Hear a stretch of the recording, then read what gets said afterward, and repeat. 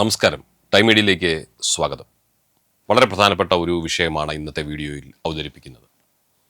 നിങ്ങളുടെ ബാങ്കിൽ ഒരു വലിയ തുക വല്ലതും നിക്ഷേപിച്ചിട്ടുണ്ടോ? അല്ലെങ്കിൽ ഈ അടുത്തിടെ ഏതെങ്കിലും ഒരു പുതിയ സ്ഥലം ഇടപാട് വാങ്ങലോ വിൽപ്പനയോ വല്ലതും നടത്തിയിട്ടുണ്ടോ? അതുമല്ലെങ്കിൽ ക്രെഡിറ്റ് കാർഡ് ബിൽ പണമായിട്ട് നിങ്ങൾ അടയ്ക്കാറുണ്ടോ? സൂക്ഷിക്കുക, നിങ്ങളുടെ ഓരോ സാമ്പത്തിക ഇടപാടും ആദായ നികുതി വകുപ്പിൻ്റെ ബിഗ് ബോസ് കണ്ണ് നിരീക്ഷിച്ചുകൊണ്ടിരിക്കുകയാണ്. ആദായ നികുതി റിട്ടേൺ ഫയൽ ചെയ്തിട്ടില്ലെങ്കിലും കുഴപ്പമില്ല എന്ന് കരുതുന്നവരാണോ നിങ്ങളിൽ ചിലരൊക്കെ? എങ്കിൽ നിങ്ങൾക്ക് തെറ്റി. 2025-26 സാമ്പത്തിക വർഷത്തിൽ നിയമങ്ങൾ കൂടുതൽ കർശനമാണ്. 10 ലക്ഷം, 30 ലക്ഷം, 50 ലക്ഷം ഈ നമ്പറുകൾ ഒരുപക്ഷെ നിങ്ങളുടെ ഉറക്കം കെടുത്തിയേക്കാം. എന്താണ് SFT എന്ന് അറിയാമോ? എപ്പോഴാണ് നിങ്ങൾക്ക് ഈ SFTയുടെ നോട്ടീസ് ലഭിക്കുക? എങ്ങനെ ഇത് ഒഴിവാക്കാം? ഇന്നത്തെ വീഡിയോയിൽ നമ്മൾ പരിശോധിക്കുന്നത് ഈ കാര്യങ്ങളൊക്കെയാണ്. വീഡിയോ മുഴുവനായും കാണുക. ഈ അറിവ് ഒരുപക്ഷെ നിങ്ങളുടെ പണം സംരക്ഷിച്ച് നൽകിയേക്കാം. ആദ്യമായി എന്താണ് SFT അല്ലെങ്കിൽ സ്റ്റേറ്റ്മെന്റ് ഓഫ് ഫിനാൻഷ്യൽ ട്രാൻസാക്ഷൻസ് എന്ന് ലളിതമായി പറയാം.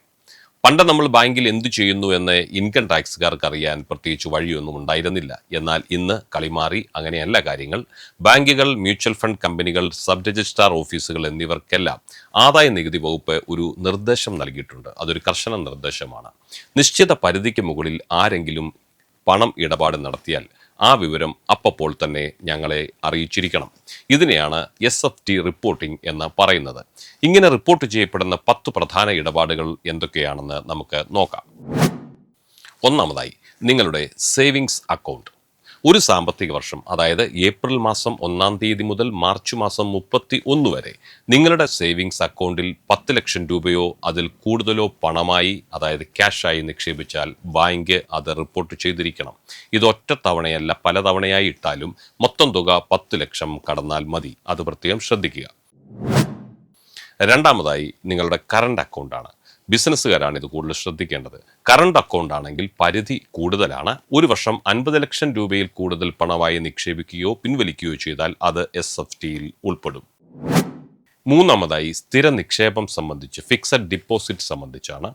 ബാങ്കിലോ പോസ്റ്റ് ഓഫീസിലോ 10 ലക്ഷം രൂപയ്ക്ക് മുകളിൽ FD ഇട്ടാൽ അതും റിപ്പോർട്ട് ചെയ്യപ്പെടും. പഴയ FD പുതുക്കുന്നത് ഇതിൽ ഉൾപ്പെടില്ല. ഭയപ്പെടേണ്ട. പുതിയ നിക്ഷേപങ്ങളാണ് ഈ കണക്കിൽ വരുന്നത്. നാലാമതായി, നിങ്ങൾ നടത്തുന്ന വസ്തു ഇടപാടുകളാണ്, പ്രോപ്പർട്ടി ട്രാൻസാക്ഷൻസ്. ഇതാണ് ഏറ്റവും പ്രധാനം. നിങ്ങൾ 30 ലക്ഷം രൂപയ്ക്ക് മുകളിൽ വിലയുള്ള സ്ഥലം വാങ്ങുകയോ വിൽക്കുകയോ ചെയ്താൽ സബ് രജിസ്ട്രാർ ഈ വിവരം ഇൻകം ടാക്സിന് കൈമാറിയിരിക്കും. ഇവിടെ ശ്രദ്ധിക്കേണ്ട കാര്യം, ആധാരത്തിൽ കാണിക്കുന്ന വില മാത്രമല്ല, സർക്കാർ നിശ്ചയിച്ച ന്യായവില, സ്റ്റാമ്പ് ഡ്യൂട്ടി വാല്യൂ 30 ലക്ഷത്തിന് മുകളിലായാലും ഇത് റിപ്പോർട്ട് ചെയ്യപ്പെടും എന്നത് ഓർമ്മയിൽ വെക്കുക. അഞ്ചാമതായി, നിങ്ങളുടെ ക്രെഡിറ്റ് കാർഡ് ബില്ലാണ്. ക്രെഡിറ്റ് കാർഡ് ഉപയോഗിക്കുന്നവർക്ക് 2 പരിധികളുണ്ട്. ഒന്ന്, ക്രെഡിറ്റ് കാർഡ് ബില്ലിലേക്ക് 1 ലക്ഷം രൂപയിൽ കൂടുതൽ പണമായി അടയ്ക്കുന്നത്.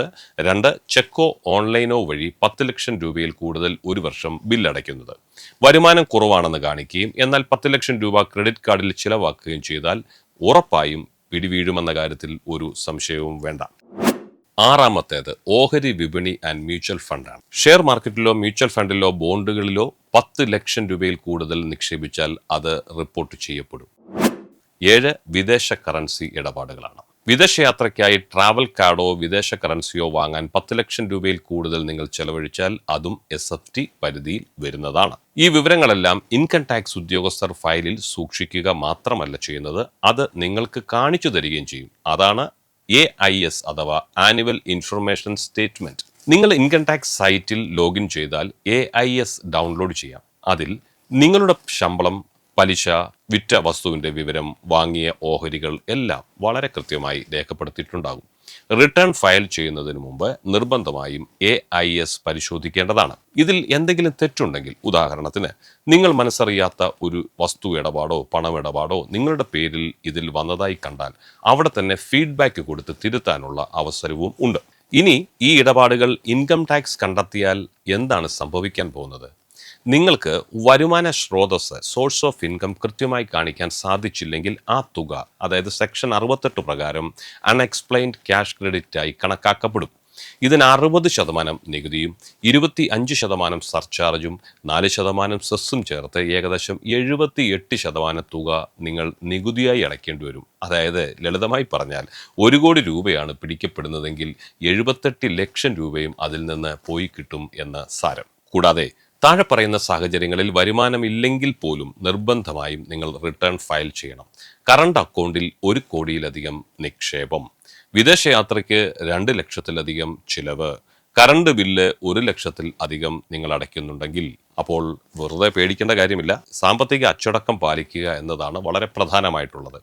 പണമായിട്ടുള്ള ഇടപാടുകൾ കുറയ്ക്കുക, എല്ലാ വരുമാനവും കൃത്യമായി കാണിക്കുക, സമയത്ത് തന്നെ റിട്ടേൺ ഫയൽ ചെയ്യുക, ജോയിന്റ് അക്കൗണ്ടുകൾ ഉണ്ടെങ്കിൽ ആ ഇടപാടുകൾ ആരുടേതാണെന്ന് കൃത്യമായി രേഖപ്പെടുത്തി വെക്കുക. ഈ വീഡിയോ നിങ്ങൾക്ക് ഉപകാരപ്രദമായെങ്കിൽ തീർച്ചയായും ലൈക്ക് ചെയ്യുക, സുഹൃത്തുക്കൾക്ക് ഷെയർ ചെയ്യുക. ഈ ചാനൽ നിങ്ങൾ ആദ്യമായിട്ടാണ് കാണുന്നതെങ്കിൽ ടൈം മീഡിയ എന്ന ഈ യൂട്യൂബ് ചാനൽ ദയവായി നിങ്ങൾ സബ്സ്ക്രൈബ് ചെയ്യാൻ മറക്കരുത്. സംശയങ്ങൾ താഴെ കമൻറ്റ് ചെയ്യൂ. അടുത്ത വീഡിയോയിൽ കാണാം. എല്ലാവർക്കും നന്ദി, നമസ്കാരം.